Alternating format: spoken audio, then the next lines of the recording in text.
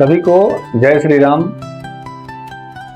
मैं अपना जो ये वीडियो है, मैं जिस प्रसंग को आज आपके साथ में शेयर कर रहा हूँ, उसकी शुरुआत मैं रामचरितमानस के दोहा से शुरू करता हूँ। तुम मम प्रिय भरत ही संभाई। मैं पहले भी इस वीडियो में इस जो वाक्य है, जो दोहा है, उसका जिक्र कर चुका हूँ कि भगवान राम जो है हनुमान जी को जब गले लगाते हैं तो यह लाइन वहां पर ये परिभाषित करते हैं, तुम मम प्रिय भरत ही संभाई। तुम मेरे भाई के समान प्रिय हो। यहां पर वो लक्ष्मण का, शत्रुघ्न का जिक्र कर सकते थे, लेकिन हमें जानना यह जरूरी है कि आज का जो समय चल रहा है, आज का जो हमारी परिवार की स्थितियां हैं, हमारे जो रिश्तों की स्थितियां हैं, उसमें सबसे इंपॉर्टेंट है त्याग की कमी और समर्पण की भावना की कमी होना। रामायण से हमें केवल यही शिक्षा मिलती है कि रामायण, आप कोई भी रामायण के एक पात्र उठाकर देख लीजिए, सभी में आपको त्याग और समर्पण की भावना मुख्यतः नजर आएगी, खासकर सूर्यवंशी परिवार के अंदर में, जहां रामचंद्र जी का जन्म हुआ था। वाल्मीकि जी जब पूछते हैं रामचंद्र जी से कि आप दर दर भटक रहे हैं वन में, आपको बहुत ही कष्ट हो रहा है, तो राम जी बोलते हैं कि नहीं भगवान, मुझे जीवन के सबसे बड़ा सौभाग्य प्राप्त हुआ है। तो वाल्मीकि जी कहते हैं कि ऐसा कैसे हो सकता है, आप तो इतना दर्द डूब रहे हो, दर दर की ठोकरें खा रहे हो, तकलीफें सह रहे हो, तो इसमें आपको सौभाग्य की कहां से बात हुई। तो ये जो चीजें रामायण से हमको सीखने को मिलती है, ये हमें पूरे परिवार के साथ में इसको मिलकर समझना चाहिए। आजकल के बच्चों को ये चीज समझना चाहिए कि भगवान राम जो है वो कितने मर्यादित है और कैसे वो भाई है, कैसे वो राजा है, कैसे वो मित्र है। ये सारी चीजें राम के अंदर में दिखाई देती है कि जहां त्याग हो, समर्पण हो, प्रेम हो और मित्रता हो, वो हमें रामचंद्र जी से देखने को या सीखने को मिलती है। रामचंद्र जी कहते हैं कि मैं इसलिए सौभाग्यशाली हूं कि मुझे मां कैकेयी ने वन जाने का आदेश दिया और इससे मुझे 4 लाभों को प्राप्त हुआ। पहला लाभ कि मैं अपने पिता के वचनों को पूर्ण कर पाया, मैं अपनी मां के सपनों को साकार कर पाया।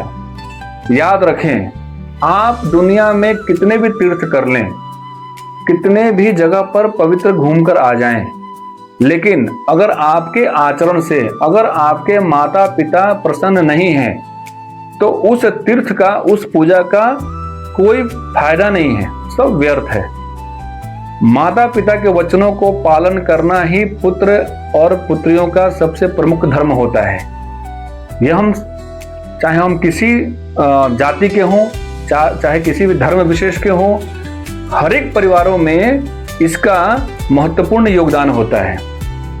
तो रामचंद्र जी पहला लाभ तो यही बताते हैं कि मैं अपने पिता के वचनों को पूर्ण करने योग्य हुआ। दूसरा लाभ है कि मैं अपनी मां कैकेयी के जो सपना था उसको साकार करने में सफल हुआ। आज हमारे घर में अगर कोई हमें कुछ चीज, हमारे साथ में कुछ घटना घट रही हो, शुभ वाला चीज, और कोई हमारे खिलाफ में कोई एक शब्द बोल क्या देता है, हम उसे जिंदगी भर नाता तोड़ लेते हैं कि मेरे खिलाफ षड्यंत्र रचा गया था। हमें राम जी के जीवन से सीख लेनी चाहिए कि मां कैकेयी ने उनको वन जाने के लिए बोला और उन्होंने सहर्ष स्वीकार किया और कभी भी मां को गलत नजर से नहीं देखा, ना ही उनको गलत ठहराया है। तो ये 2 फायदा। तीसरा फायदा बताते हैं अपने जीवन का राम जी कि मैं चारों भाइयों में सबसे बड़ा हूं।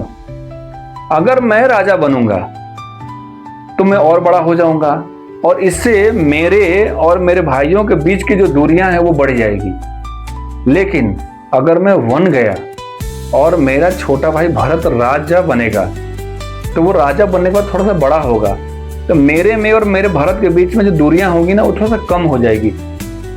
ऐसा भ्रातृ प्रेम हमें अपने घरों में लानी चाहिए। ठीक है, इसीलिए राम जो है, राम की कहानी जो है वो त्याग की कहानी है, जहां राम अलग चीजों के लिए त्याग करते हैं, भरत अपने बड़े भाई को पिता के समान मानते हुए उनके चरण पादुका को अपने सर के ऊपर ताज लगाते हैं। और आज हमारे परिवारों में क्या हो रहा है, जो बड़ा भाई है वो छोटे को इज्जत नहीं दे रहा है।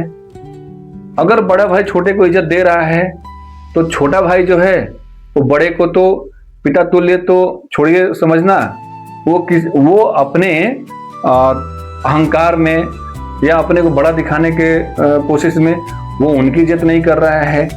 ये जो सारा जो समस्याएं हैं हमारे घरों में, केवल और केवल एक ही कारण से आ रही है कि घरों में त्याग की कमी होती जा रही है, समर्पण की कमी होती जा रही है, जबकि ऐसा नहीं होना चाहिए। रामायण से हमें यही सीखना चाहिए कि हर एक आदमी के पास में, चाहे वो राजा हो या राजा नहीं हो, कोई अमीर हो या गरीब हो, जिसके जितने सामर्थ्य के अनुसार में जिंदगी है, उसको उस सामर्थ्य के अनुसार में सामने वाले को इज्जत देनी चाहिए, त्याग रखनी चाहिए, समर्पण की भावना रखनी चाहिए।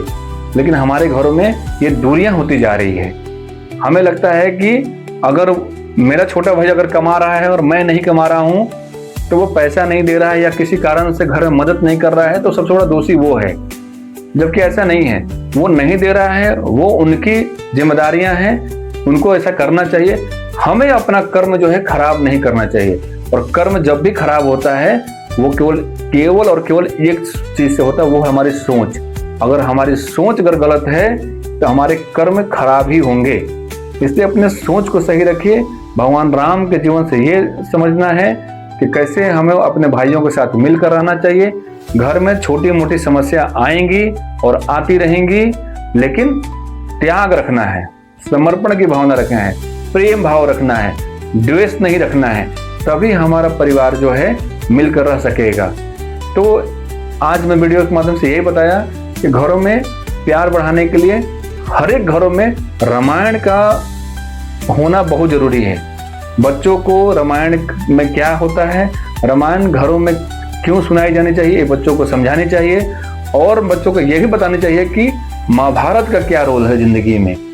मैं आप लोगों से अनुरोध करूंगा कि अपने अपने घरों में रामायण और महाभारत दोनों के बारे में चर्चा करें और अपने परिवार में प्रेम और सादगी के साथ में रहें। इसी के साथ में मैं आज अपनी वीडियो को समाप्त कर रहा हूं। अगले वीडियो में फिर मैं आपके नया प्रसंग के साथ में आऊंगा। तब तक के लिए सभी को जय श्री राम।